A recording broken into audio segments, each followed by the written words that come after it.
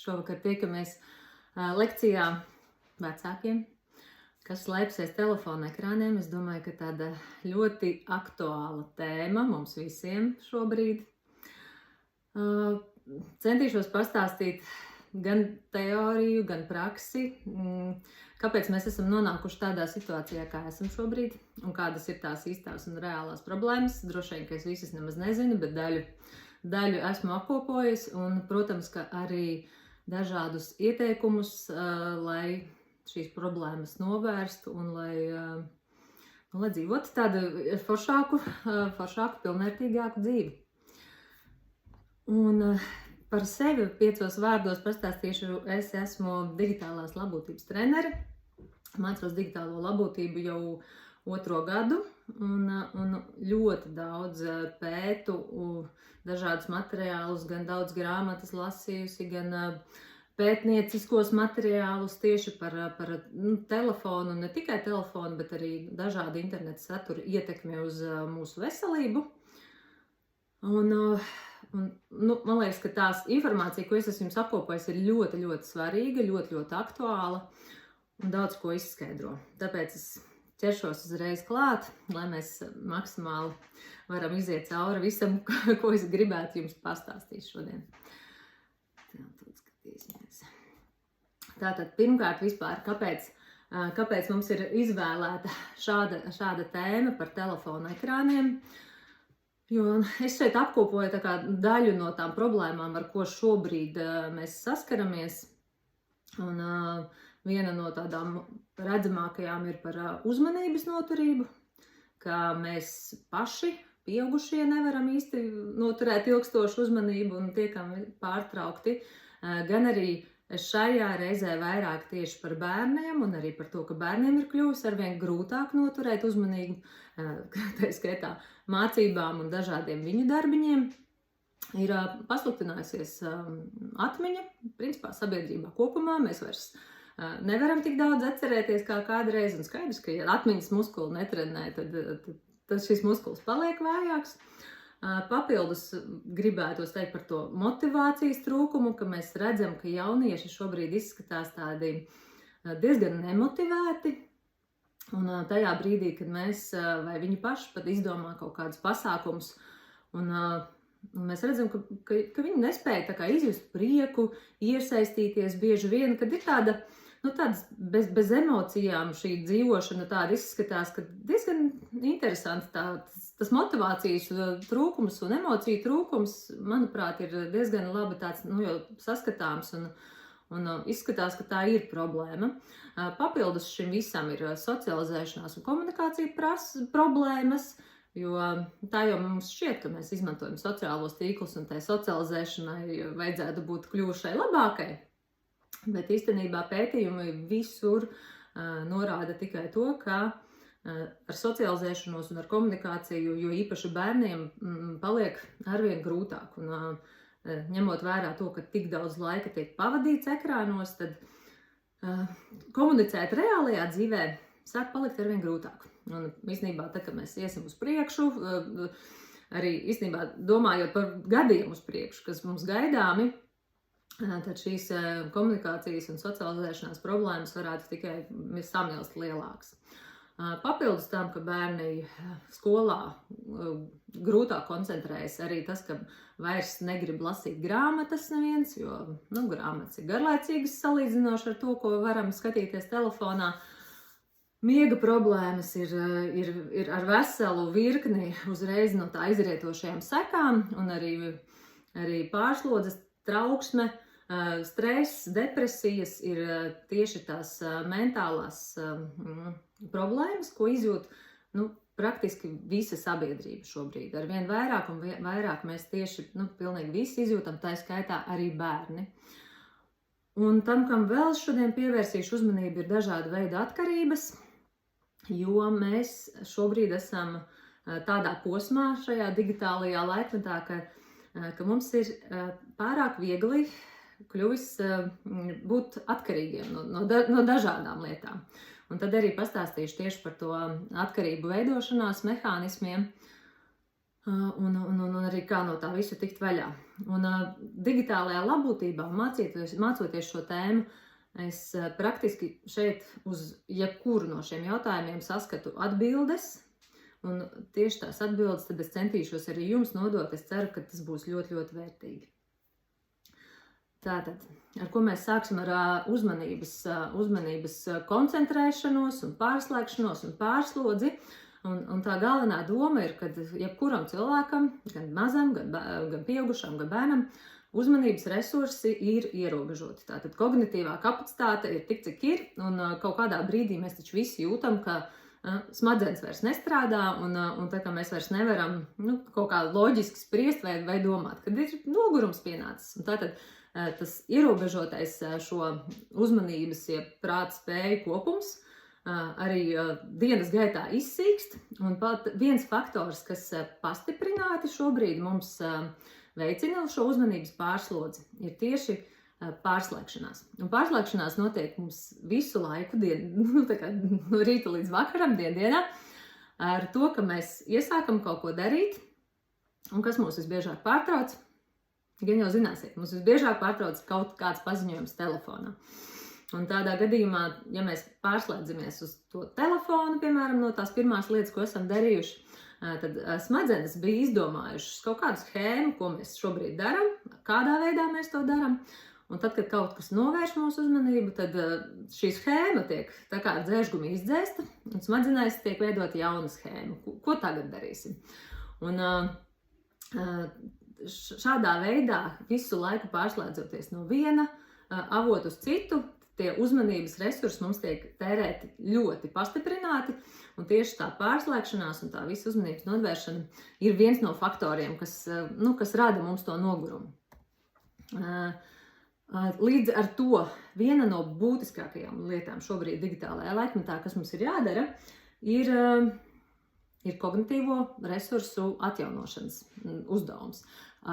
Tieši atjaunošanas, jo tajā brīdī, ja mēs vienkārši atpūšamies un domājam, ka mēs aiziesim atpūsties, pasēžot telefonā un paskatoties kādus interesantus rakstus vai interesantus video, tad, diemžēl, smadzenes šajā brīdī neatjaunojas.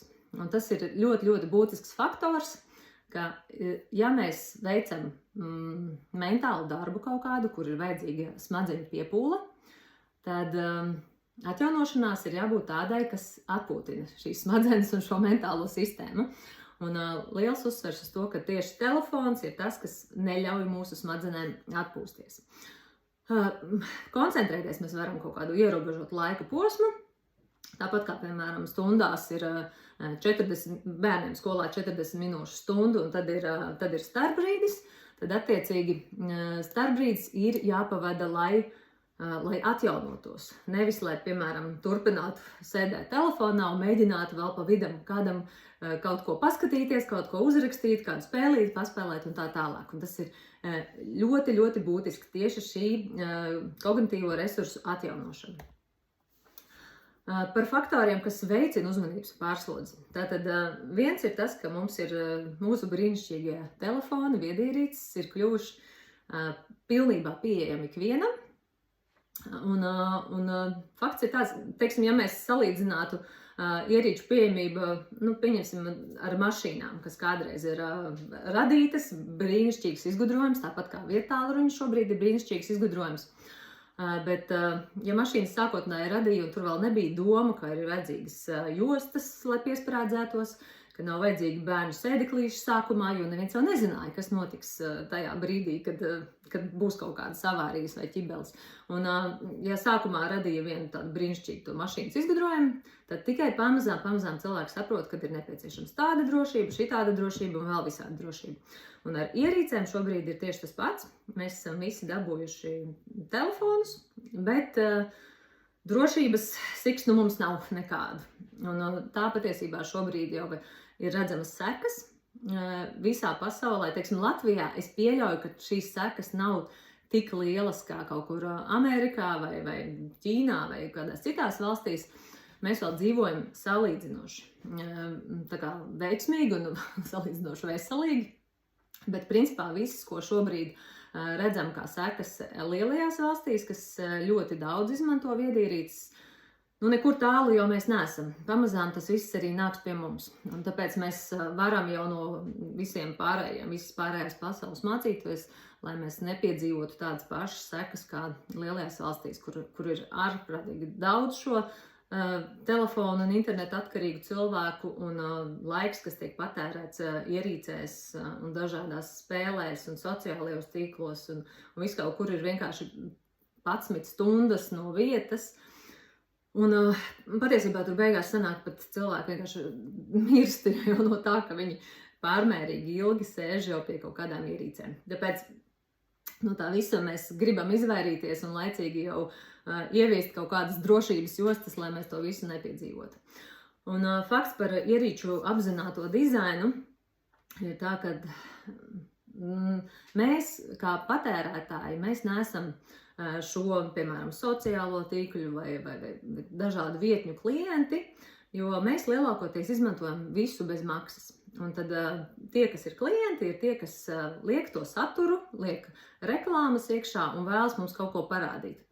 Un šis dizains ir apzināti radīts, lai mums parādītu, protams, pēc iespējas vairāk reklāmas, un līdz ar to, lai varētu šīs reklāmas parādīt un lai kāds varētu no šīm reklāmām nopelnīt, skaidrs, ka mums tur jāpavada maksimāli ilgs laiks. Un tad šie visi algoritmi un visas tās sistēmas tur ir strādājuši gudrākie meistari, kas saprot, kā strādā visas atkarības, un tas ir apzināti veidots, lai mēs pavadītu pēc iespējas ilgāku laiku. Arī tās visas spilgtās krāsas, animācijas, viss ir tik brīnišķīgs, tik skaists, tik košs un spilgts, un viss ir padarīts, lai būtu tiešām patīkami un skaisti un gribētos vēl un vēl. Bet, diemžēl, beigās tā izrādās problēma. Par milzīgu informācijas apjomu arī ir fakts, ka nekad iepriekš cilvēkam nav bijis pieejams tik milzīgam apjomam informācijas, kā tas ir šobrīd. Ja salīdzinu, vienā grāmatā lasīju, ka, pieņemsim, lai veldzētu slāpes, pieņemsim, mums gribas padzerties vai uzzināt kādu jaunu ziņu, tad viens ir veldzēt slāpes vai padzeroties no krūzītes, vai padzeroties no krāna, varbūt vai no strautiņa, bet tas informācijas apjoms tā tēlēni izsakoties ir līdzīgs, it kā mēs gribētu padzerties no ugunsdzēsēša ļūtens. Kad informācija mums gāžas virsū pilnīgi tā kā ugunsdzēsēša ļūtens ūdens, un mēs no tās gribam padzerties, bet informācijas ir, jūs visi paši saprotat, ka tās visas nebeidzamās ziņu lentes, viņas šobrīd ir radītas tādas, ka viņas vienkārši nekad nebeidzās. Un tas diezgan traki. Un papildus tam, ka mēs paņemam telefonu pārbaudīt regulāri visu laiku un saņemam šos paziņojumus, atgādinājumus. Vienā brīdī jau tas viss paliek tā, ka mēs iekšēji vienkārši jūtam nepieciešamību pārbaudīt telefonu. Un tad šī regulārā telefona pārbaude arī ļoti pastiprina šo mūsu kognitīvo resursu izsīkšanu. Šajā brīdī gribu pastāstīt par tādu āķu modeli, HUCT. Grāmatas autors Nirs Ejāls ir ļoti skaidri aprakstījis visu šo sistēmu, kā uzķert mūsu uz āķa. Un ātrumā es šo sistēmu pastāstīšu vienkārši, lai mēs saprotam un zinām, kas vienkārši notiek. Un tātad pirmais, ar ko šis āķis sākas, ir ar šo trigeri, jeb ierosinātāju. Un sākotnēji parasti šis triggers ir ārējais. Tātad kaut kāds paziņojums telefonā. Un tālāk notiek darbība, mēs paņemam šo telefonu, atveram, kas jau tajā paziņojumā ir. Un par darbību galvenais tāds priekšnosacījums šajā modelī ir tāds, ka tai darbībai ir jābūt pēc iespējas vienkāršākai un vieglākai, lai mūs uzķertu uz šī āķa. Tas nozīmē to, ka mēs tiklīdz paņemam telefonu, telefons automātiski atbloķējas, automātiski tur viss atverās vaļā, automātiski atskaņojas nākošais kaut kāds raksts vai video vai kaut kas tāds. Tā kā viss ir apzināti radīts, lai mums pēc iespējas vienkāršāk, pilnīgi neizdarot nekādas liekas kustības, būtu pieeja šai informācijai. Trešais, kas ir ļoti būtiski, ir mainīgs atalgojums. Mainīgais atalgojums ir tieši tas, kas mūs notur pie šīm ierīcēm. Un arī šie visi zinātnieki, pētnieki, psihologi ir izpētījuši, ka ja šis atalgojums būtu vienmēr paredzams, tad tas nebūtu pietiekoši interesanti, un tas cilvēkiem tā kā neraisītu to milzīgo vēlmi vēl un vēl kaut ko skatīties. Un šis mainīgais atalgojums strādā precīzi kā arī kazino kaut kādas sistēmas. Tur arī ir skaidri algoritmi, kurā brīdī zaudē, kurā brīdī vinnē, cik vinnē un pēc cik reizēm. Un tas mainīgais atalgojums tieši tā doma, ka tu varbūt šajā brīdī, piemēram, ja mēs skatāmies sociālos tīklus vai kādas ziņu vietnes, tad tu nekad nezini, vai nākošais video vai vietne vai raksts būs tas interesantais, kas būs tā tava balva. Un tieši bērnam ir tas pats, ka viņš visu laiku ir kaut kas jauns šajā video. Un tas ļoti pastiprināti izdala dopamīnu. Par dopamīnu tūlītās arī stāstīšu tālāk. Tātad tā ir ļoti būtiska āķa sastāvdaļa. Un tad 4. faktors šajā modelī ir ieguldījums. Un ieguldījums no mūsu puses un no bērnu puses tātad var būt dažāds. Viens ir, ka mēs, protams, ieguldam savu laiku. Otrs ir, ka ja tās ir piemēram, kaut kādas spēles, tad tur var ieguldīt naudu, lai kaut ko uzlabotu, iegādātos, papildinātu, un tad, kad tu nākošajā reizē tu atgriezies, tur jau viss ir foršāk nekā pirmajā reizē, un tad tas arī tas, kas veicina šo lietotņu izmantošanu. Un tālāk viss aiziet no jauna, un kas ir interesantākais, ka ja sākumā ir nepieciešams ārējais tas motivators ir triggeris, tad pamazām, ja mēs biežāk šos paziņojumus atļaujam sev saņemt un atļaujam sev traucēt, tad pamazām izveidojas nepieciešamība jau šo visu apli veidot no iekšējā triggera, jeb iekšējais ierosinātājs. Tātad tas var būt, ka tajā brīdī, jebkurā brīdī mēs jūtam kaut kādu garlaicīgu vai kaut kādu nepatīku vai kaut kādas emocijas, kuras negribas īsti just vai tolerēt, tad tas ir tas ierosinātājs, kas mūs ievelk šajā cilpā. Un kas ir pats būtiskākais šajā cilpā, ka te nav beigu signāla.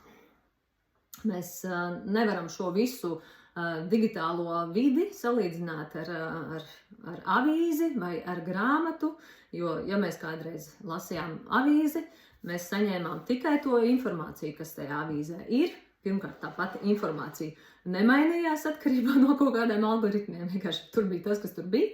Un avīzi vai grāmatu ir iespējams vēl joprojām izlasīt līdz beigām. Un to visu izdarīs. Šobrīd nepastāv opcija izlasīt līdz beigām sociālo ziņu plūsmu, piemēram, ja, vai kaut kādus short video vai jebkādus video. Vienkārši nav. Beigu vairāk nav, un beigu signāla arī vairāk nav. Un tas ir tas iemesls, kāpēc šis modelis mūs uztur visus, gan pieaugušos, gan bērnus. Par īsajiem video es gribētu atsevišķi īpaši atzīmēt, jo es tagad skatos vai nezinu, braucu kaut kādos sabiedriskajos transportos vai jebkur citur, kaut kur. Es ļoti vēroju cilvēkus un skatos, ko mēs visi darām un kas notiek. Un tas, ko es redzu, protams, ka ļoti bieži gan mēs, lielie, gan bērni, skatās šos īsos video. Īsie video salīdzinoši ar garajiem video ir daudz nelabvēlīgāki smadzeņu sistēmai, jo tas, kad, ja pieņemsim salīdzinājumā, mēs skatītos kaut kādu filmu, kaut kādu pusotru stundas klasisko filmu, tad tur ir viens stāsts, kas ir ilgstošs, cilvēks iedziļinās šajā visā stāstā, iedziļinās tajos, kas lomās, tajos cilvēkos jūt līdzi, bet šajos īsajos video stāsta nav. Šie stāsti, šīs tēmas mainās neskaitāmas reizes pat vienā minūtē, cik ātri mēs spējam šiem video aiziet garām, tad tā pirmkārt ir ļoti dažādi šie video, pat 1 minūtes laikā, nerunājot jau par stundu, kas izraisa šo ļoti lielu kognitīvo pārslodzi, mēs neiedziļinamies vairs šajā informācijā, un faktiski var sanākt tā, ka stundu, piemēram, scrollējot šos video, beigās mēs pat neatceramies vispār, kas šajos video bija un tā tālāk. Ja? Un šis mentālais nogurums arī rada aizkaitināmību, ko es domāju, ka mēs visi esam pamanījuši, jo īpaši arī tiešām bērnos, ka tā aizkaitināmība ir ļoti liela. Papildus tam visam ir šis FOMO, Fear of Missing Out, ka algoritmi ir izstrādāti tā, lai mums visu laiku liktos, ka nākamais video vai nākamais raksts būs vēl labāks. Un tieši tas rada tās problēmas telefonu nolikt malā, un tas arī var izraisīt trauksmi, ja, piemēram, mēs bērnam šo ierīci atņemam. Ja? Līdz ar to trauksme, aizkaitināmība, tas viss nāk līdzi.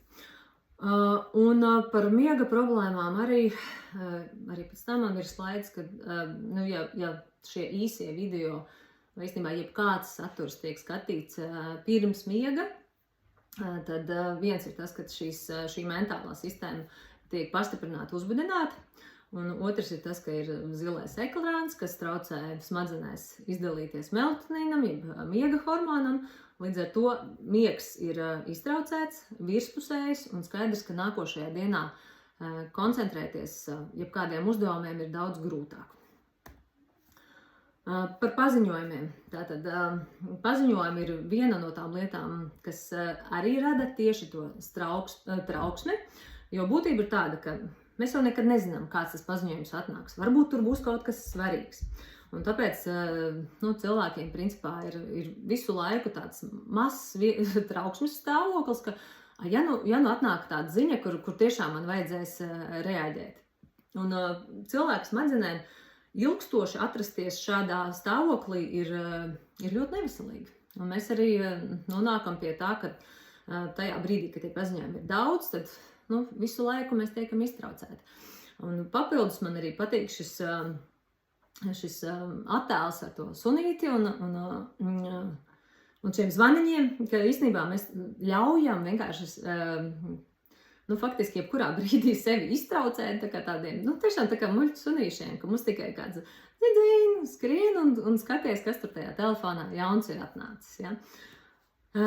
Pie šī slaida ļoti būtiski, ļoti būtiski atslēgt visus paziņojumus telefonā, kas nav kritiski svarīgi. Tātad gan mums pašiem pieaugušajiem, lai saudzētu savu mentālo sistēmu, gan arī mums ir jāparūpējas par savu bērnu telefoniem, lai nenāk visu laiku, piemēram, bērnam, tur ir jauns spēlītē, tur tas iznācis, tur ir jauns video atnācis, tur ir jauns vēl kaut kas atnācis.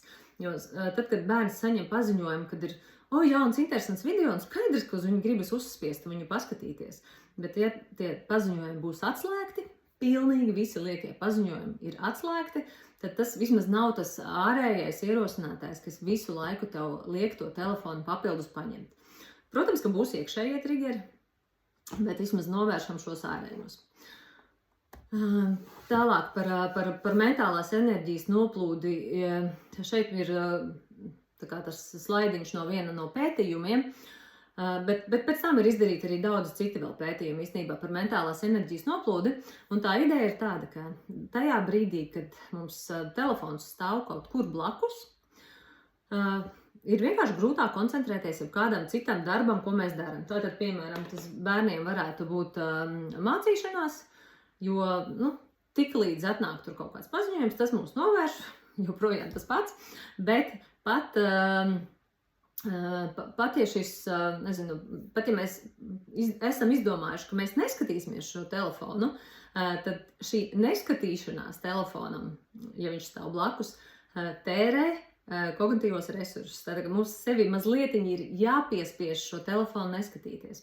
Un tad šajā pētījumā tā būtība bija tāda, ka cik liela ir smadzeņu kapacitāte, ja telefons stāv uz galda, ja telefons ir nolikts kaut kur somā vai kabetā, vai arī, ja telefons ir nolikts citā telpā. Un tad salīdzinoši uz galda bija sliktāk, protams, kabetā somā arī vēl tā salīdzinoši, bet vislabākie rezultāti un uzreiz tāds lielāks iegūms ir tad, ja telefons patiešām stāv citā telpā. Un līdz ar to, attiecībā uz mūsu bērniem, kāds ir ļoti svarīgs faktors, tas, ka ja bērns mājās, piemēram, jebko dara, jebko mācās, kam nav vajadzīgs telefons, tad pēc iespējas ir jāmudina šo telefonu nolikt citā telpā. Būtu jābūt kaut kādai istabā, kaut kādai publiskai istabā vai kaut kur virtuvē, piemēram, kaut kādai vietiņai, kas ir telefonu skapīts, novietne, jeb mājvieta, kur šie telefoni stāv, ka tie netiek izmantoti. Un pēc iespējas ir jācenšas, ka šie telefoni nestāv blakus bērniem noteikti, arī mums pašiem. Pēc iespējas, ja mēs gribam reāli kaut ko izdarīt, tad vajadzētu to, ka mēs telefonu noliekam vislabāk citā vietā, un tas ietaupa mūsu kognitīvos resursus. Tālāk mazliet par pašiem algoritmiem. Man šeit ir slaids, ja kāds vēlas un var un interesē. Angliski video YouTube bija par to, kā algoritmi strādā. Šajā konkrētajā video ir kā TikTok algoritmi strādā, bet idejiski tie algoritmi ir diezgan līdzīgi. Un būtība ir tāda, ka tajā brīdī, kad mēs skatāmies, piemēram, jebkādu saturu, šeit bija par video, bet īstenībā arī par jebkādiem citiem ierakstiem, algoritms ļoti precīzi nolasa, cik ilgu laiku mēs koncentrējam šim konkrētajam saturam. Un, protams, jo vairāk laiku mēs pavadām, jo viņš saprot, ka šitas mūs interesē, un šāda veida saturu rādīs pēc iespējas vairāk. Problēmas ir vairākas ar šo. Viena no galvenajām problēmām ir tā, ka ļoti ātri tas saturs tik ļoti pielāgots, ka īstenībā jauniešiem ir diezgan liels risks uz dažāda veida radikalizācijām, jo viņi saņem apstiprinājumu tām idejām, kas viņām, sākotnēji varbūt ir interesējušas, jo vairāk šo video saturu viņi redz, jo vairāk viņi saprot, ka jā, šitas viss ir aktuāli, tā pasaulē bezmazliet varbūt visi dara. Lai gan patiesībā nedara tā pasaulē visi un nesaņem visi to pašu saturu. Katrs pilnīgi redz pilnīgi savādāku saturu šajās vietnēs. Ja? Un šajā video, kas bija tāds, kas man lika ļoti aizdomāties, ir tas, ka ja cilvēkam ir kaut kādas problēmas vai nedodies depresija vai kaut kāda trauksme vai bēdas, tad arī to algoritms ļoti ātri uzķer. Un varbūt pat negribētos šos video skatīties, bet algoritms ir gudrāks nekā mēs. Un ļoti ātri tiek izfiltrēts, kad vai šis cilvēks ir trauksmēns vai depresīvs, vai viņam ir kaut kādas attiecību problēmas vai kādas citas problēmas, un mums uzreiz tiek rādīti tieši šie attiecīgie video. Tas rezultēs ar to, ka, ja pieņemsim ir depresija, tad tu sāc redzēt jau pamazām arvien vairāk šādus kaut kādus depresīvos video, un tad tas tāds baigais tunelis vienvirzienā aiziet. Un mēs apstiprinām pārliecību, pieņemsim, ka viss ir tā, kā mēs jau domājam. Un tas nav labi, jo patiesībā tā īsti nav. Saturs citiem ir pavisam cits. Tā kā galvenā tā doma īstenībā bija tāda, ka nevajadzētu un vispār nedod Dievs iet sociālajos tīklos vai kaut kādos šajos video skatīties tajā brīdī, kad ir kaut kādas problēmas. Jo tas saturs, ko mēs saņemsim, nebūs tas labākais priekš mums viennozīmīgi. Nākošā tēma par smadzenēm parunāsim. Ja? Tālāk jau arī par dopamīnu sistēmu un vispār par to, kas notiek mūsu galvā un arī mūsu bērnu galvā. Tātad tā galvenā daļa, smadzeņu daļa, kas atšķir mūs no dzīvniekiem, ir smadzeņu prefrontālais korteks, ir pieres daļa. Un šī daļa ir atbildīga par to, ka mēs spējam pateikt nē kaut kādam ātrajam stimulam, kad gribās kaut ko, bet tomēr tu saproti, ka nevajadzētu. Mēs spējam paredzēt sekas, mēs spējam koncentrēties uz jebkādu uzdevumu, mēs spējam regulēt šīs emocijas un izvērtēt riskus, ieguvumus, darīt kaut kādu lietu vai nedarīt. Un fakts ir tāds, ka šis prefrontālais korteks nobriest ilgi. Šī ir tā smadzeņu daļa, kas vispār attīstās visilgāk, tātad aptuveni līdz 25 gadu vecumam. Un fakts tāds, ka ja mēs iedodam telefonu bērnam, kuram šī smadzeņu daļa vēl nav attīstījusies līdz galam, bet šajā mirklī tas notiek, tad mēs īsti nevaram uzlikt atbildību bērnam, ka bērnam ir jāspēj pēc 20 minūtēm nolikt šo telefonu nost un neskatīties nākošo video. jo tas nav vienkārši iespējams. Viņiem tas ir, tas smadzenēs tā tas nestrādā. Un līdz ar to mums kā vecākiem ir jāuzņemas daudz lielāka atbildība par to, ko mēs dodam bērniem, cik ilgi mēs ļaujam jebkādu saturu skatīties šiem bērniem, un arī kāds būs sekas, jo tas, ka tieši kaut kādā mazajā vecumā, jeb tīņu gados, smadzeņu sistēma ir visjūtīgākā. Un, ja bērni, jaunieši dabū sociālos tīklus šajā brīdī, kad smadzeņu neironi visvairāk attīstās, tur veidojas jauni smadzeņu, visi tie neironu savienojumi un ceļi, ka ja šajā brīdī tiek smadzenēs iepludināts nepareizs saturs, neveselīgs, kaitīgs saturs, tad, diemžēl, tās sekas būs daudz lielākas. Un tas ir tas, kā ir grāmatā minēts, ka, piemēram, sociālo tīklu izmantošanas laiks vissliktākais meitenēm 11-13 gadi, un oficiāli sociālos tīklus ir atļauts lietot no 13 gadiem, bet tas nav tāpēc, ka 13 gadi jau būtu drošs vecums, diemžēl arī 13 vēl galīgi nav drošs vecums. Tā kā, vēlams, ka vispār sociālos tīklus un arī sociāla tīkla, tātad Instagrams, Facebooks, Snapchats, arī YouTube šorti, piemēram, skaitās pie tiem pašiem sociālajiem tīkliem. Tas viss ir pēc iespējas ilgāk jāmēģina novilcināt, lai bērni šīm visām lietotnēm netiek klāt. Jo tur vēl ļoti daudz iemeslu, kāpēc tas ir neveselīgi. Droši vien, ka visam es nepaspēšu iziet cauri. Bet aicinu izlasīt, parādīšu grāmatu. Tātad Trauksmainā paudze, Jonathans Haidts, kas ir sociālais psihologs un pētnieks, viņš ir tieši pētījis uz sociālo tīklu un vienkārši digitālo tehnoloģiju un šo telefonu ietekmi uz sabiedrību kopumā, gan Amerikā, gan Anglijā, gan Eiropā, gan Austrālijā, visur kur. Un faktiski viņi arī nonākuši pie tādiem secinājumiem, kad pēc iespējas ilgāk ir jāmēģina atlikt bērniem viedierīces un sociālai tīkli. Starp citu, uzreiz atcerējos vēl par iepriekšējo, par pareizo pieredzi pareizā vecumā, ir tas, ka telefons nav aukle.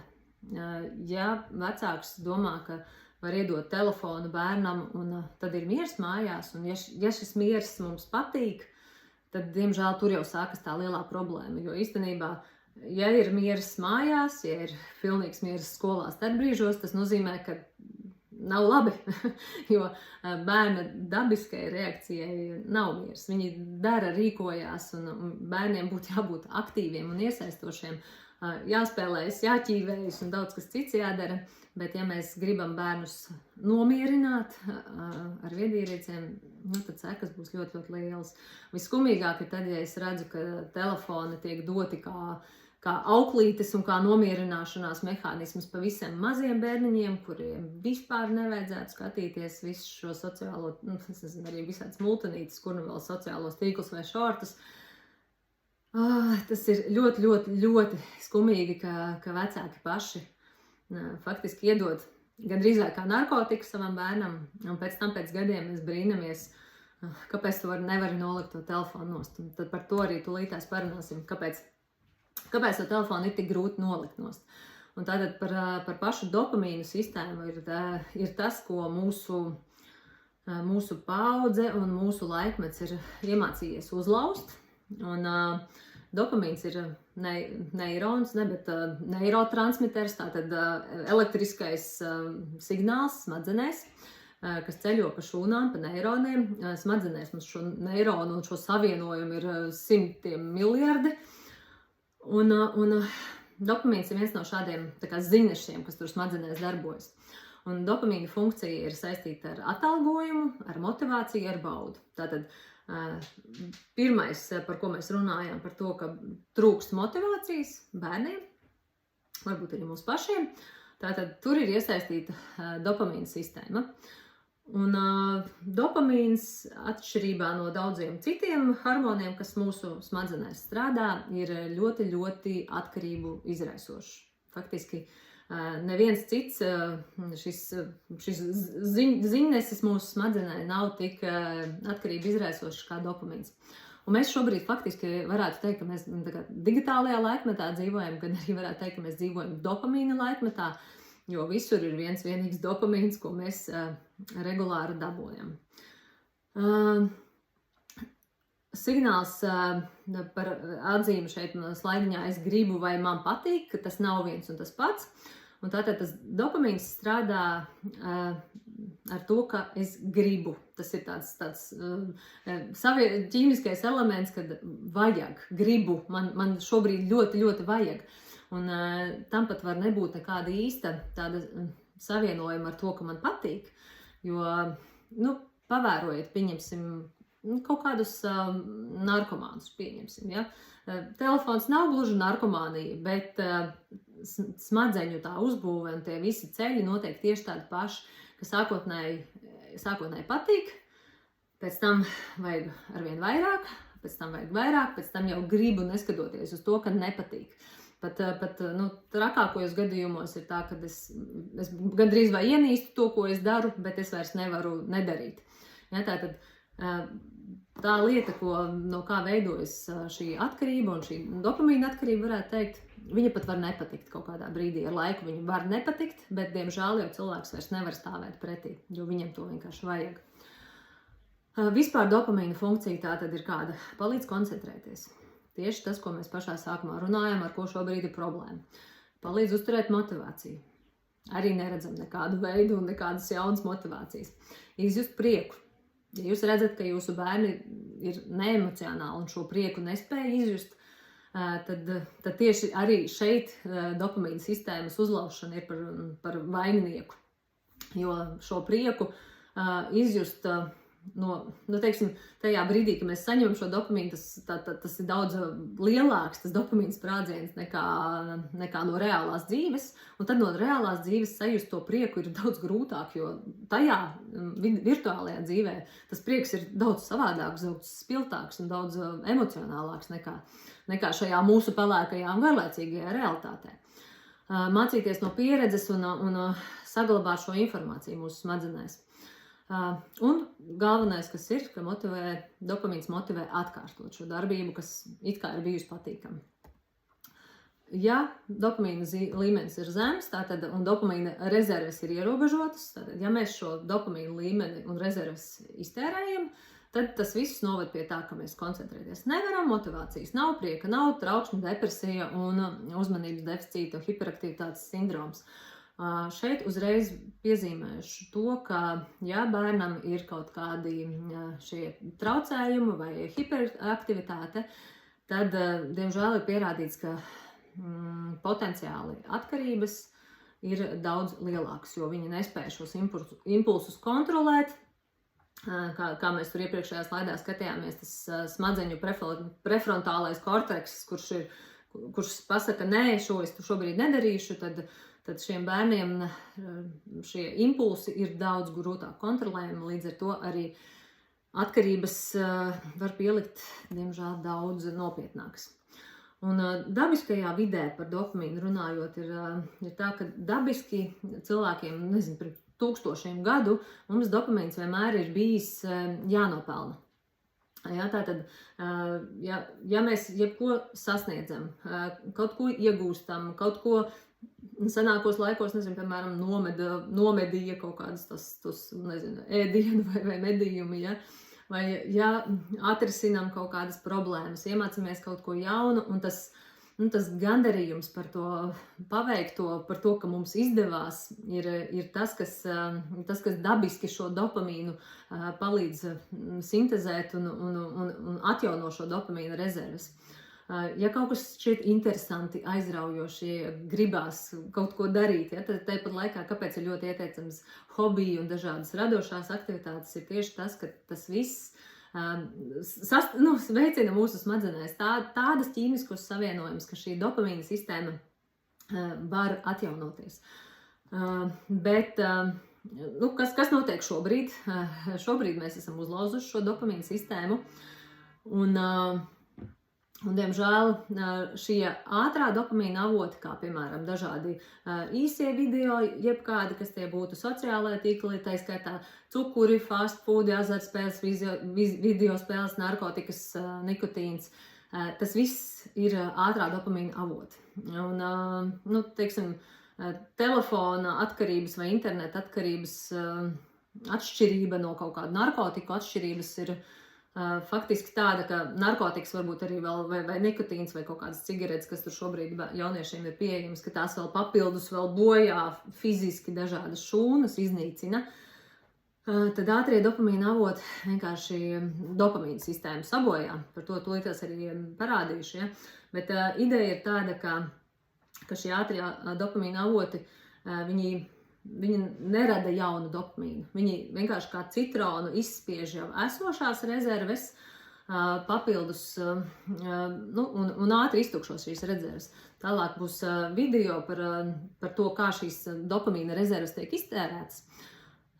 Šajā video paraugs ir, pieņemsim, kaut kāda spēle, ko mēs spēlējam, ja?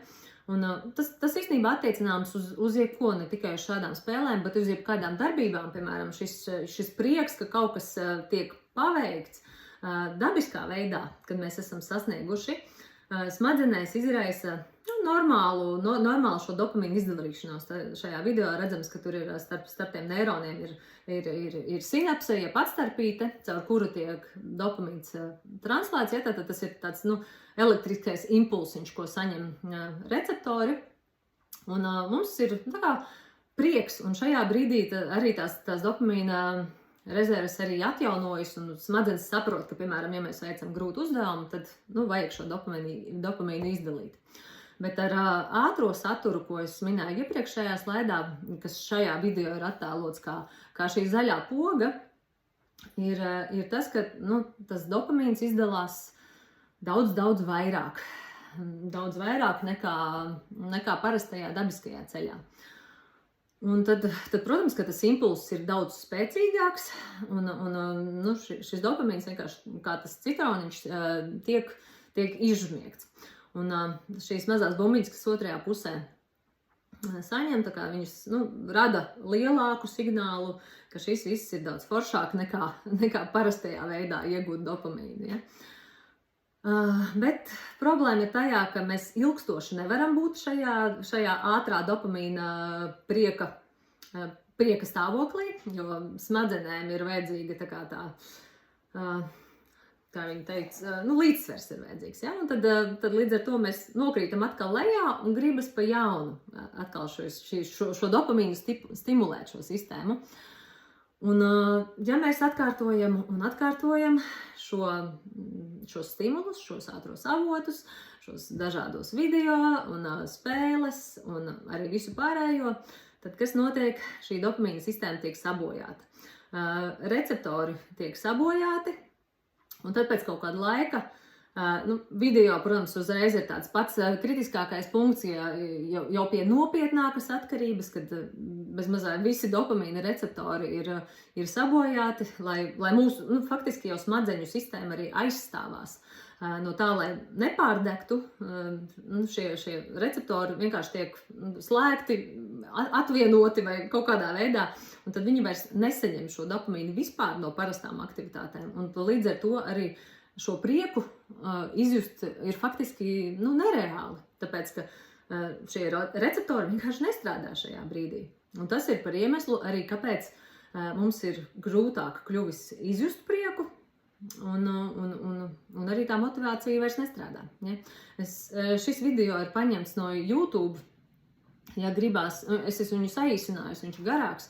Ja gribas noskatīties visu video aptuveni ap 7 minūšu garumā, ja, tad tas ir YouTube nosaukums Drug Addiction, Your Brain is Pinball Machine. Ja? Tā kā intereses pēc var paskatīties. Es ceru, ka ir saprotams, ka tas ir nopietni. Tās ir nopietnas izmaiņas smadzeņu sistēmās, smadzeņu vispār uzbūvē. Un te es gribēju parunāt par to, kāda ir atšķirība starp atkarību vai neveselīgiem vienkārši paradumiem. Par atkarību varētu teikt tā, ka telefona atkarība jeb interneta atkarība šobrīd vēl kaut kādās veselības organizācijās nav nav nodefinēta kā tāda atkarība, ka tāda eksistē. Teiksim, alkohola atkarības ir, azartspēļu atkarības ir, telefonu vai interneta atkarības vēl pagaidām tādas oficiālas nav. Bet globālie dati liecina, ka aptuveni 27% iedzīvotāji kaut kur, piemēram, Amerikā, Ķīnā, izjūt šos pašus simptomus, kādi ir atkarībām, neatkarīgi no tā, ka viņi vēl medicīniski nav nodefinēta, ja, jo faktiski, ja šī dopamīna sistēma tiek pārslogota, un tas ir tas, ko mēs šobrīd visi darām, nu, tad tas ir tikai laika jautājums, kurā brīdī jau ārsti pateiks, ka šīs ir nopietnas atkarības, no kurām ir jāārstējas, un tas viss būs ātrāk vai vēlāk. Ja, un tad, ja sākotnēji mums ir vienkārši neveselīgi paradumi, ka gribas to telefonu vienkārši visu laiku pārbaudīt, gribas laiku pakavēt, tiklīdz ir kaut kāds brīvs brītiņš vai kaut kāda garlaicība. Sākotnēji tas ir vienkārši neveselīgs paradums. Un ja mēs spējam šo telefonu nepaņemt un piefiksēt, ka šajā brīdī ir kaut kāda pauze, ir garlaicīgi, es tomēr mēģināšu šo garlaicību tolerēt, ja, un izvairīties no telefona, tad no šiem neveselīgiem paradumiem īstenībā tā salīdzinoši ātri mēs varam tikt pāri. Ja.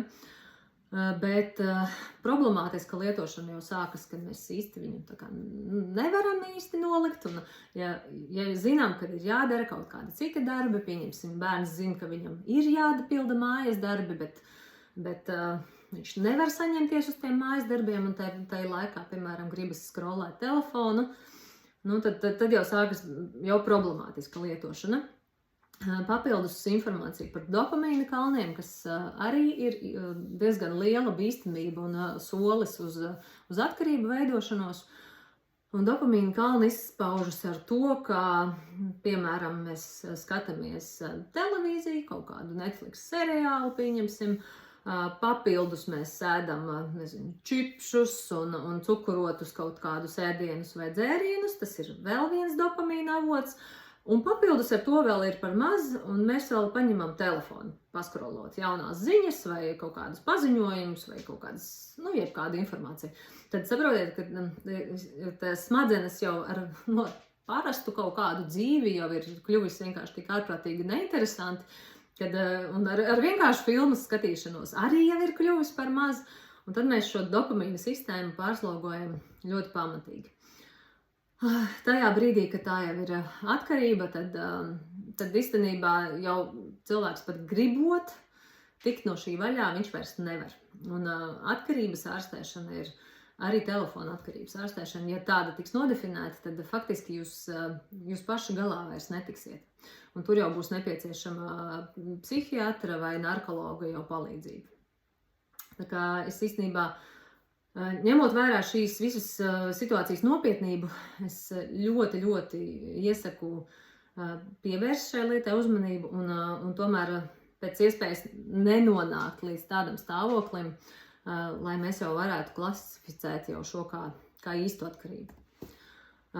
Viena no problēmām, kas ir tieši atkarībām, kā es teicu, piemēram, ja mēs lietojam narkotikas, tad tur veidojas viss tās šūnu bojājumi vai jebkādas citas vielas, kas bojā šūnas. Tad ar šīm, piemēram, tām digitālām atkarībām un arī ar visām pārējām. Kur ir problēma? Ka smadzenēs veidojas tie neironu ceļi. Ja? Un bērniem šo neironu ir arī ļoti, ļoti daudz. Un tie ceļi, kurus bērns iet savā galvā, ko viņš dara, tie arī top lielāki, izteiktāki. Ja? Tā kā iedomājieties tur tajos neironos, tur bezmazliet izveidojas šosejas vai pat bezmazliet ātrgaitas asfaltētas šosejas, tā vietā pret kaut kādu citu darbību, kur ir vienkārši tur maziņa meža taciņa, pa kuru grūti iziet. Ja? Un otrs salīdzinājums ir tāds, ka ja jebkāda no šīm no vielām, kas izraisījusi atkarību, notiek, tad smadzenēs bezmazliet izdalās kaut kāds tur proteīns, kas faktiski ir bezmazliet kā tāds antenas. Un tas izraisa īpašu jutību pret to avotu, kas šo atkarību ir izraisījis. Tātad, pieņemsim, ja cilvēks ir alkoholiks, tad salīdzinoši, ja viņš izārstējas no alkohola atkarības, tad šim cilvēkam ir ļoti liela un daudz lielāka varbūtība atkārtot iekrist tajā pašā atkarībā, vai iekrist arī cita veida atkarībā, jo vienkārši tur smadzenēs ir tā kā ceļi, uz kuriem ļoti viegli ir nokļūt atpakaļ. Mēs tā asfaltētā šosei tur vienkārši stāv, un viņi faktiski visu mūžu arī paliek. Un tiklīdz ir variants nokļūt uz šo asfaltēto šosei smadzenēs, tā viņa aizies vienkārši neprasot atļauju. Un papildus vēl tās antenas, kuras ļoti, ļoti, ļoti īpaši pievērš vidē uzmanību uz tieši to kairinātāju. Ja? Tā kā, nenovēlu nevienam izveidot ne sev, ne bērniem kaut kādu veidu atkarības, jo tad pēc tam vairs nav iespējams vienkārši pašrocīgi saprast ar brīvo gribu, ko mēs darīsim. Un līdz ar to ir tad jautājums, tātad, vai digitālā vide ir droša, ja? Jo mēs kā pieaugušie jau daudzus gadus vai pat pāris gadu desmitus esam ļoti pastiprināti pievērsuši apzināti fiziskajai videi uzmanību, radot šo drošo fizisko vidi, bet mēs esam daudz par maz pievērsuši uzmanību digitālajai videi. Un pieņemsim, ja mēs redzam, ka bērns droši mājās, savā gultā, savā istabā, it kā absolūtā drošībā, vienkārši skatās telefonu. No vienas puses, protams, viņš fiziskajā vidē ir drošībā, jo it kā jau nekas viņam tur tāds ļoti traks nevar tajā gultā notikt vai savā istabā. Bet tas, kas notiek digitālajā vidē, jūs taču paši zinat, ka bērni jums neļauj skatīties savos telefonos, jūs nezināt, kādas video viņi redz. Un arī grāmatā psihologi ir daudz kur teikuši, ka tajā brīdī, kad, piemēram, vecāks ļoti rūpējas par šo bērnu, gatavo tur visus dārzenīšus, veselīgās maltītes un tā tālāk, un patiešām gādā par savu bērnu, tikmēr bērni mierīgā garā piekļūst pie dažāda veida pornogrāfiska satura, pie saziņas ar svešiniekiem. Un tie stāsti, ko bērni digitālajā vidē redz un ko viņi tur piedzīvo, ir daudz briesmīgāki par to, kas var notikt fiziskajā vidē. Un arī fakts, ka pieņemsim tie ļaundari, no kuriem mums būtu jābaidās šajā fiziskajā vidē, dažādi, maniaki vai kas jau tie būtu, jau sen ir arī pārcēlušies uz digitālo vidi, jo tur ir daudz vieglāk. Tur viss ir kā uz paplātes. Ja? Un līdz ar to mums kā vecākiem ir daudz lielāka uzmanība jāpievērš drošībai digitālajā vidē un jāatslāpst uz drošību fiziskajā vidē. Mazliet, jo mēs esam ļoti pārspīlējuši ar šo fiziskās vidas drošību, cevišķi kaut kur Amerikā vai kur par katru lietu bezmaz vai draud tiesas prāves, tas ir iegājis ļoti lielā absurdā. Pastāstīšu par vienu eksperimentu, par atkarību veidošanos tātad un par vidi. Eksperimenta autors Aleksandrs Brūss, viņi ļoti daudz tiek pētītas peles. Kāpēc peles? Jo viņām tur tā visas sistēmas smadzenēs ir ļoti līdzīga kā cilvēkiem. Un šajā eksperimentā peli tiek ielikta būrī un viņai tiek iedotas divi ūdenstrauciņi. Viens ir tīrs ūdens, otrs ir ūdens ar kaut kādu heroīnu, man šķiet, kaut kādu narkotiku. Un tad ļoti ātri šī pele pagaršo vienu, pagaršo otru, saprot, ka tas narkotikas heroīna ūdens ir foršāks. Un viņas visas vienkārši lieto to heroīnu ūdeni pastiprināti, kamēr viņas vienkārši nomirst, jo viņas tā kā sāk kompulsīvi šo ūdeni patērēt. Un tad šis autors saprat, ka iespējams, ka problēma ir tajā būrī, kad tai pelei tajā būrī jau nav nekā cita, ko darīt, kā tikai dzert vienu vai otru ūdeni. Un tad viņš radīja tādu žurku paradīzi, jeb atrakciju parku, kur bija daudz vietas, kur bija dažādas aktivitātes, dažādi kāpelējumi, kur tām žurkām skraidīt, tur bija daudz citas žurkas, viņas varēja tur pāroties savā starpā, viņām dzima bērniņi un tā tālāk. Un arī divas tās ūdens pudelītes, viena tīrs ūdens, otra ūdens ar šo heroīnu.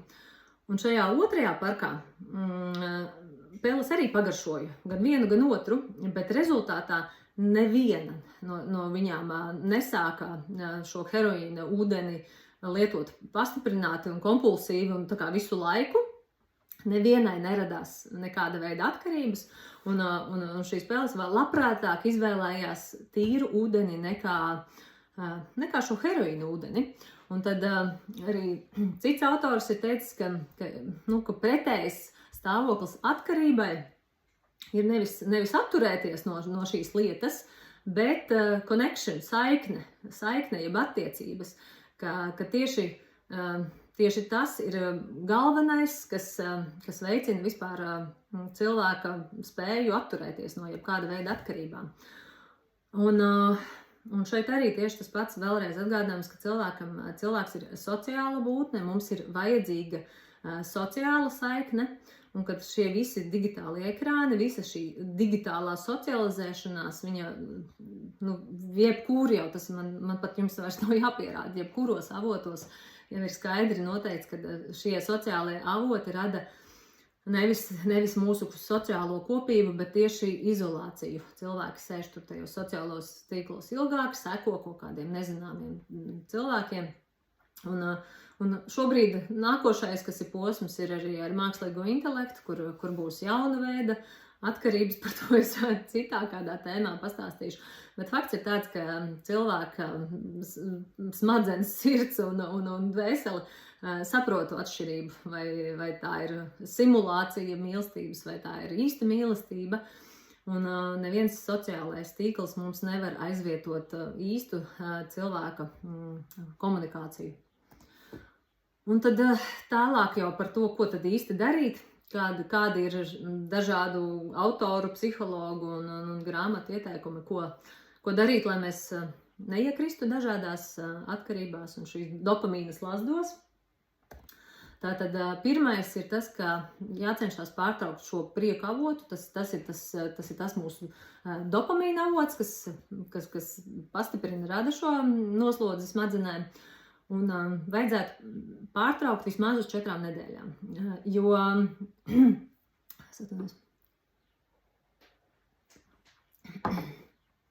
smadzenes ir spējīgas atjaunoties, tātad tie dopamīna receptori, kas tur tiek vienkārši izslēgti vai izsisti, var atjaunoties, bet tam ir nepieciešams laiks.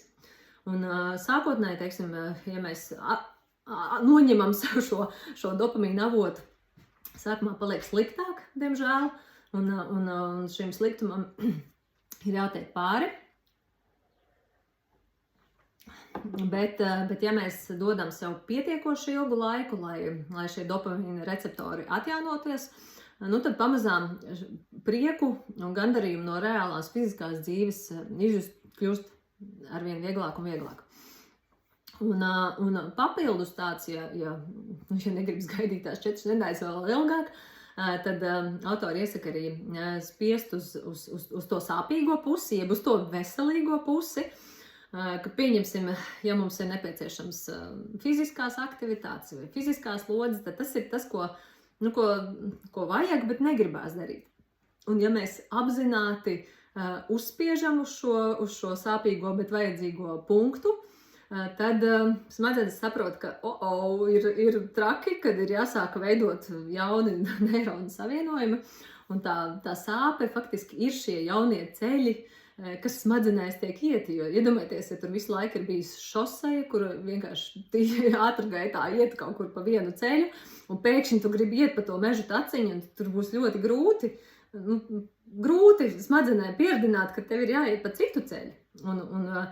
Un tieši šo sāpi ir jācenšas noturēt. Un tas, ja mēs esam šeit kā vecāki, tad mēs esam tas atbalsts bērniem tajā brīdī, kad viņiem ir šīs grūtības, ka tur smadzenes prākst pušu, ka viņiem gribas to ātro dopamīna avotu, bet viņu nevajag ņemt. Un tad mums ir tā loma pateikt, ko tad īsti tev darīt, lai tev paliktu vieglāk. Piezīme par to, ka gribas spēks nestrādā, teiksim, vienkārši to, ka es nezinu, pieņemsim, ja man būtu atkarība no Instagrama vai visu laiku gribētu šo Instagramu patērēt, tad vienkārši paļauties uz to, ka es viņu vienkārši nepatērēšu, uz to, vienkārši savu gribas spēku ir faktiski diezgan bezjēdzīgi, jo gribas spēkam ir vajadzīgi ļoti daudz tos kognitīvo resursu, smadzeņu darba. Un tajā brīdī, ja mēs esam noguruši, vai ja bērns noguris, vai mēs esam izbesījušies, tad gribas spēks nestrādās. Un mēs vienkārši ņemsim tos sociālos tīklus vai tās spēles lietosim.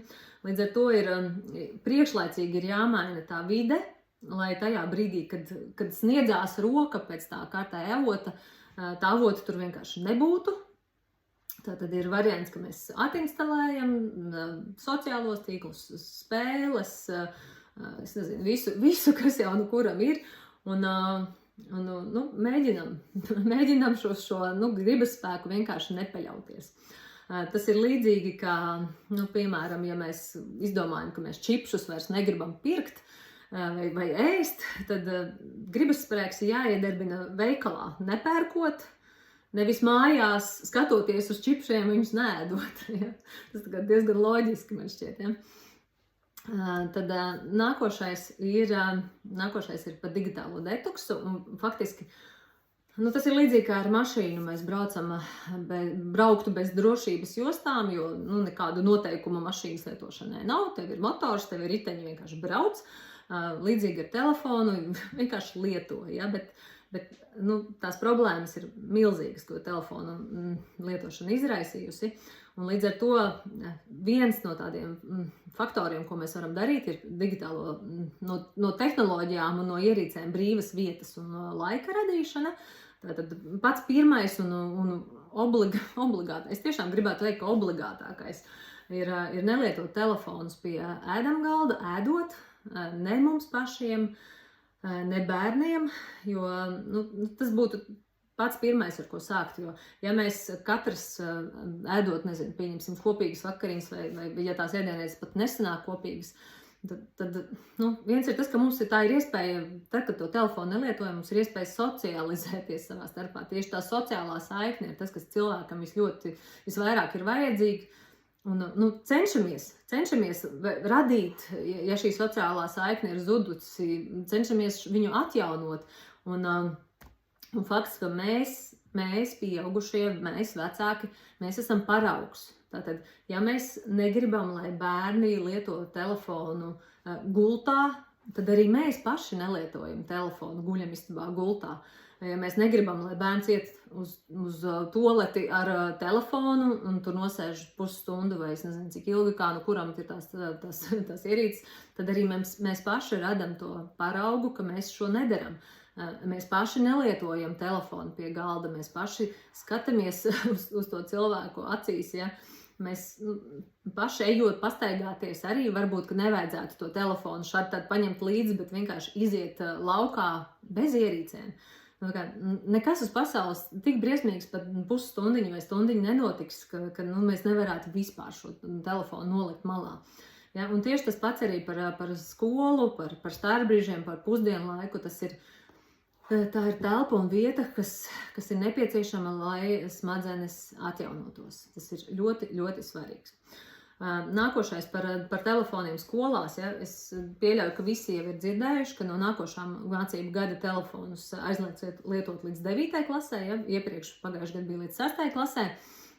Un faktiski, piemēram, starptautiskā pieredze Somijas, Portugāles, nesen satikos ar kaut kādiem skolotājiem no Portugāles, kas atbraukuši, viņi stāstīja, ka līdz 6. klasē bērniem ir vispār aizliegts telefonus ņemt vispār uz skolu līdzi, kad viņi vienkārši ierodas skolā bez telefoniem. Un tad tās lielās klases liek šos telefonus vai nu kaut kādos skapīšos, vai arī, pieņemsim, ārzemju vai amerikāņu daudzās citās valstīs skolās ir pieņemts, ka ja skola negribas uzņemties atbildību, piemēram, vai arī, ja bērni atsakās atdot savu telefonu, tad otrs variants ir, ka šajā skolā, kaut kādā attiecīgajā vecuma posmā ievieto tādus šajā zīmējumā arī tādi maisiņi, šajā gadījumā tāds jondra maisiņš, un tā sistēma ir tāda, ka telefons, tad, piemēram, lielākajiem bērniem glabājas pie viņa paša somā, bet ienākot skolā, viņš ieliek šajā maisiņā to telefonu,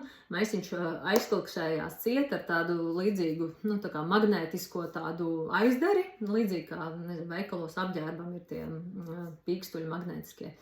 Un viņš visas dienas garumā šim telefonam netiek klāt. Viņš pie viņa atrodas fiziski, viņš pats par viņu ir atbildīgs, bet klāt šim telefonam netiek. Un tad pēcpusdienā ejot mājās, tad tiek izlikti tādi tā kā otra tā magnētiskā detaļa, kas atbloķē šo magnētu, un bērns šo telefonu no tā maisiņa var izņemt laukā.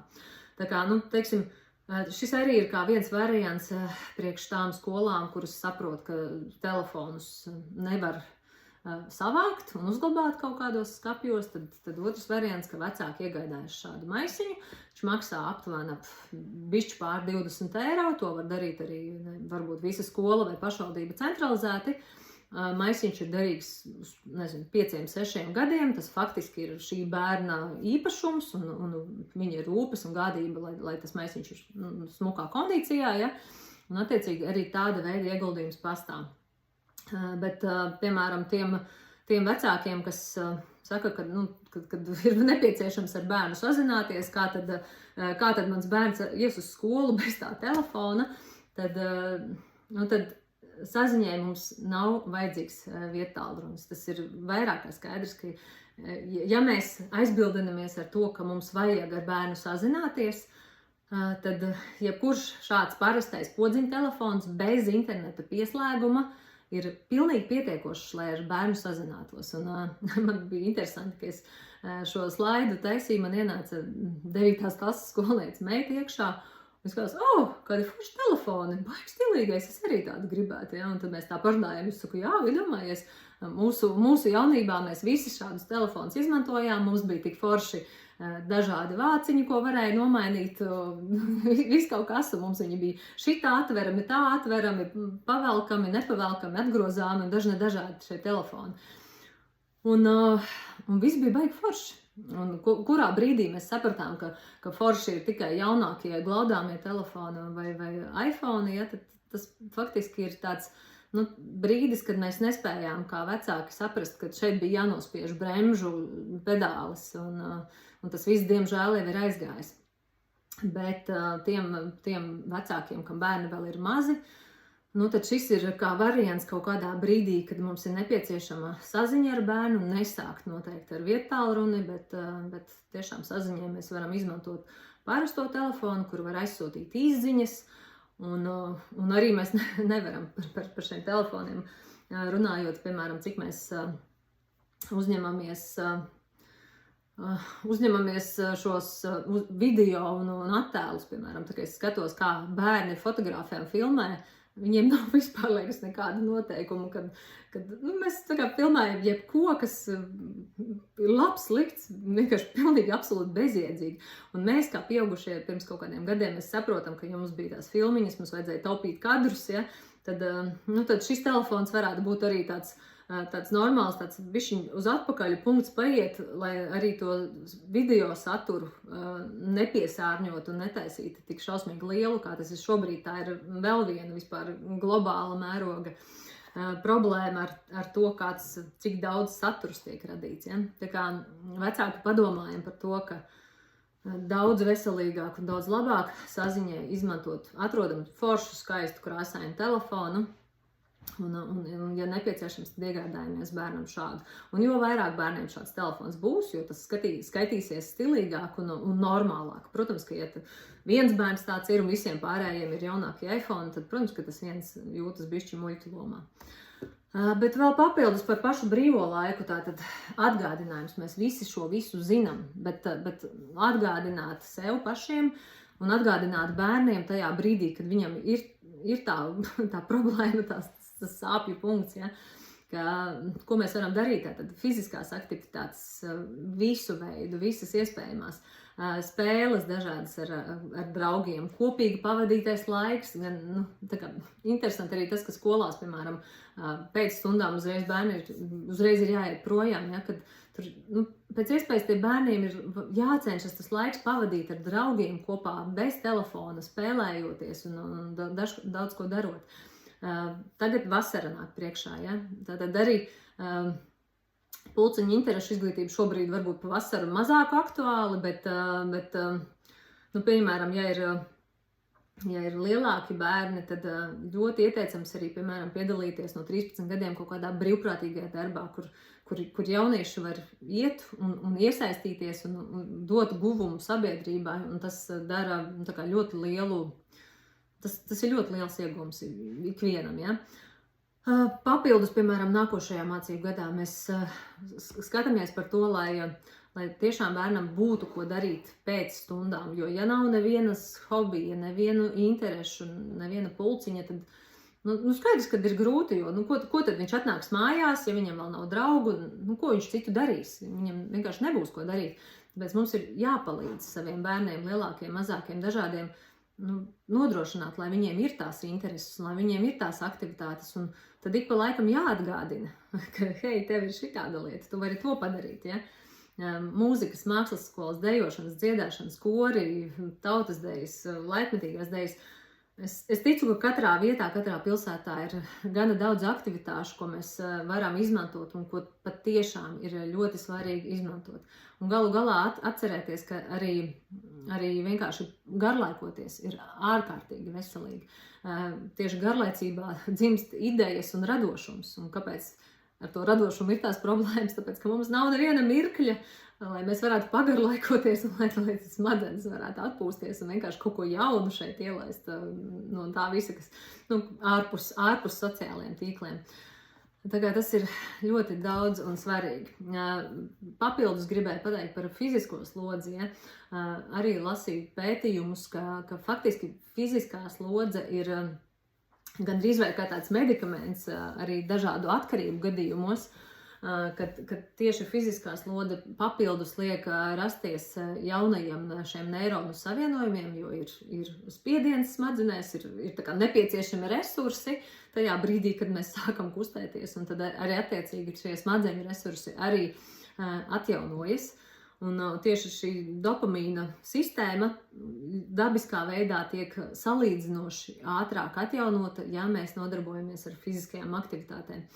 Bet šeit kas bija interesanti, ka ja, piemēram, ir bērns, kurš vienkārši vispār varbūt nekustās laukā, neiet no istabas laukā, un kāds sports, ja viņš vienkārši vispār nekustās, ja, tad bija tā ideja, ka tām fiziskajām aktivitātēm visiem nederēs viss, ja? Tur ir jāatrod ļoti niansēti, kas tieši jūsu bērnam varētu patikt, derēt, un tas viss pamazītēm lēnām ir jāsāk. Un teiksim, ar fiziskās aktivitātes gluži vienkārši pastaiga neskaitīsies, jo tas tik daudz neatjaunotos dopamīna rezerves, ka tam fiziskajam stimulam ir jābūt tādam, ka bišķi jāiesvīst, kad ir nedaudz jāiespringst, bet skaidrs, ka nevar arī uzreiz lielajā grāvī iebraukt, ja mēs neesam nemaz kustējušies, tad nevar uzreiz tur lielos svarus sākt cilāt, ja? Bet ir ideja tur bija par riteņbraukšanu, par kardio treniņiem, par komandu spēlēm, ļoti svarīgi, pieņemsim, kā dabūt bērnu uz kaut kādām fiziskajām aktivitātēm ir viens no tādiem punktiem, ka ja uz šo bērnu paļaujās citi bērni, ja viņš ir komandā ar citiem, un tad tas komandas atbalsts un komandas paļaušanās arī ir tāds papildus faktors, kas rosina turpināt kaut kādas fiziskās aktivitātes. Par miegu pāris vārdos. Es ceru, ka jūs visi saprotat, ka miegs ir ārprātīgi aktuāls gan mums pašiem, gan īpaši mūsu bērniem, ka miegā attīrās smadzenes un atjaunojas smadzeņu resursi, atjaunojas dopamīna rezerves. Un ja mēs kā vecāki neuzņemamies atbildību par to, lai bērns naktī gulētu, nevis skatītos telefonā, tad diemžēl tā ir mūsu atbildība par to, ka bērns nav izgulējies, par to, ka nākošajā dienā viņam būs grūtāk koncentrēties, būs grūtāk jebko darīt. Tas ir mūsu pieaugušo atbildība tomēr kontrolēt, lai telefoni pa naktīm netiek izmantoti. Un arī vismaz stundu pirms miega netiek izmantoti, kas stimulē šo visu sistēmu, un arī no rīta mums pašiem tā skaitā arī stundu pēc pamošanās, vai nu vismaz pusstundu pēc pamošanās, jo īpaši nekādā gadījumā gultā neņemt uzreiz telefonu, jo tur ir smadzeņu viļņi, kas mainās un kam no rīta būtu līgani jāpāriet no vieniem viļņiem uz citiem, bet tiklīdz mēs paņemam telefonu rokā, tā uzreiz tas viens tur posms tiek izlaists un uzreiz tās dopamīna rezerves tas citroniņš tiek izžmiegts un arvien grūtāk ir pēc tam visas dienas garumā jebkādus citus darbus darīt, ja no rīta šī dopamīna sistēma ir jau izžmiegta. Ja? Tā kā arī tam ir jāpievērš ļoti, ļoti liela uzmanība. Papildus vispār arī, kas šajā trokšņainās paudzes grāmatā bija šis sociālais pētnieks Jonatans Haids, ko saka, ka vispār bērniem, kas viņiem bērnībā ir jādara, kad galvenais, kā bērni attīstās, ir caur spēlēšanos un tieši caur brīvu spēlēšanos. Ja? Kad tas, ko mums šobrīd ir, ka visas spēles lielākoties ir pieaugušo radītas un vadītas, un pieaugušo noteikumi šajās spēlēs tiek kontrolēti. Bet tas, ka mēs esam radījuši šo brīnišķīgo, ārprātīgi drošo vidi, kur nevienam nav iespējas savainoties, tas nekādā veidā bērnu nemāca nesavainoties, jo viņš var iemācīties būt uzmanīgs tikai vidē, kur viņš varētu savainoties, nevis laukumiņā, kurš ir absolūti bērnu drošs. Ja? Viņš nevar iemācīties visas prasmes, kas viņam dzīvē ir vajadzīgas. Tas ir līdzīgi kā koks, kas dzen saknes. Sakņu sistēma būs spēcīgāka tam kokam, kurš ir audzis tur vējā un sliktos apstākļos, nekā tas, kurš ir audzis siltumnīcā, kurš beigās varbūt no sava svara vienkārši var nogāzties, jo tās saknes nav izdzītas pietiekami lielas. Ja? Tātad, ja bērniem ir dot iespēju brīvi spēlēties, tad viņi iemācās savā starpā risināt konfliktus, jo konflikti būs visur. Viņiem ir jāiemācās, kā tikt galā ar šīm problēmām. Viņi iemācās šīs savas negatīvās emocijas kaut kādā veidā tolerēt.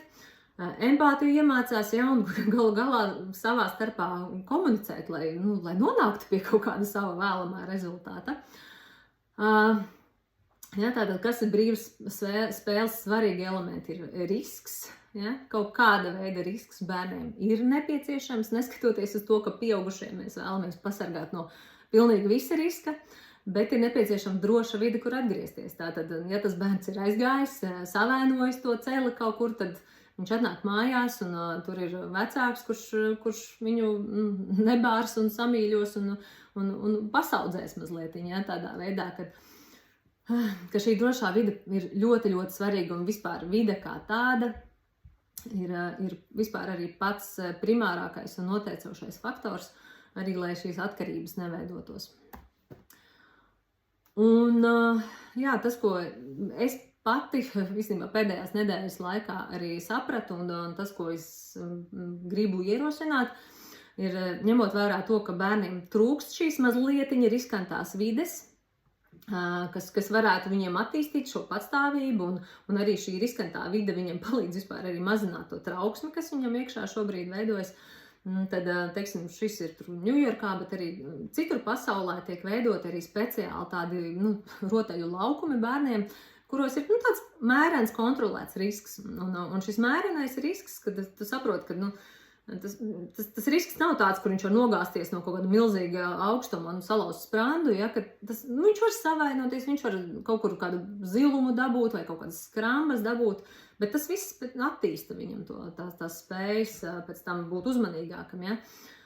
Un galu galā bērns var izvēlēties, viņš grib riskēt vai negrib riskēt. Ja. Tātad viņam ir brīva izvēle. Un šeit ir paraugi no dažāda veida laukumiņiem, kaut kur ārzemēs, kur bērniem tiek dotas kaut kādas detaļas, jeb elementi pašiem radīt savu vidi, ka tie visi elementi nav saskrūvēti, ārprātīgi droši, lai tik neviens neko nevarētu izkustināt. ka tā vide ir tieši speciāli radīta tāda, kuru bērni drīkst nest. Mēģiniet, lūdzu, atcerēties savu bērnību, mūsu bērnību, kā mēs spēlējamies brīvajā dabā. Mums nebija radīti šie ārprātīgi skaistie, drošie, dārgie laukumi. Mēs paši izdomājam savas spēles. Es patiešām gribētu aicināt atcerēties, kā bija mums pašiem, un saprast, ka mēs esam šādu iespēju bērniem principā nolieguši gandrīz vai, jo īpaši pilsētās. Iedomājieties, ja jums gribētos uzbūvēt kaut kādu štābiņu, kurā pilsētā to drīkst darīt. Tiklīdz kaut kur tiktu nolikts kaut kādā nomaļākā vietā, kaut kas izskatās pēc kaut kāda štābiņa, tas viss uzreiz tiktu novākts. Jo šādas vietas mums faktiski nav. Ja? Un līdz ar to man radās tā ideja, ka šī vieta mums ir jānodrošina kaut kādā veidā, vienkārši ar to, ka mēs atļaujam bērniem brīvi darīt un brīvi spēlēties pēc saviem noteikumiem, kur pieaugušais nediktē visu, kas ir jādara, kā ir jādara, kad ļaut viņiem pašiem šo visu izdarīt. Un ka to patiesībā var panākt bez līdzekļiem. Un šajā nākošajā slaidā, piemēram, tas ir mana ideja, kas man radās tiešām burtiski šajās brīvdienās, ir, ka es staigāju pa aizkraukli, par cik es dzīvoju aizkrauklē, tad domāju, kura būtu tā vieta, kur reāli bērni varētu vienkārši brīvi būvēt savu štābiņus vai rotaļāties. Un es atradu vienu tādu mazu mežiņu, jeb parciņu, tādu mini, kas izskatās pēc tāds tā kā bišķi mazliet aizaudzis, bet tepat laikā tur var mierīgi ieiet un uztaisīt savu štābiņu. Un patiesībā vienīgais, kas ir nepieciešams, ir pašvaldības atļauja, kad jā, mēs atļaujam bērniem tur darboties un būvēt šos štābiņus. Un tad es arī gāju runāties ar daudziem cilvēkiem, un faktiski es šādu atļauju saņēmu. Un līdz ar to, pieņemsim, ja šeit man klausās kāds vecāks, kas ir no aizkrauklas, tad arī es aicinātu iesaistīties. Šeit ir QR kods uz WhatsApp grupu, kur ir doma tāda, ka mēs šo laukumiņu palīdzam bērniem radīt vispār bez nekādiem līdzekļiem, ka tas, kas ir vajadzīgs no vecākiem, ka vecāki var vienkārši iedot, saziedot kaut kādus dēļus, kaut kādas paletes, kaut kādas plāksnes, pārklājus, tentus, virves, jebkādas, riepas, kastes, vis kaut kādas lietas, ko bērni, kas netiek kaut kur piestiprinātas, bet ko bērni drīkst pārnēsāt un veidot pēc saviem ieskatiem vienu dienu šādā veidā, otru dienu savādākā veidā.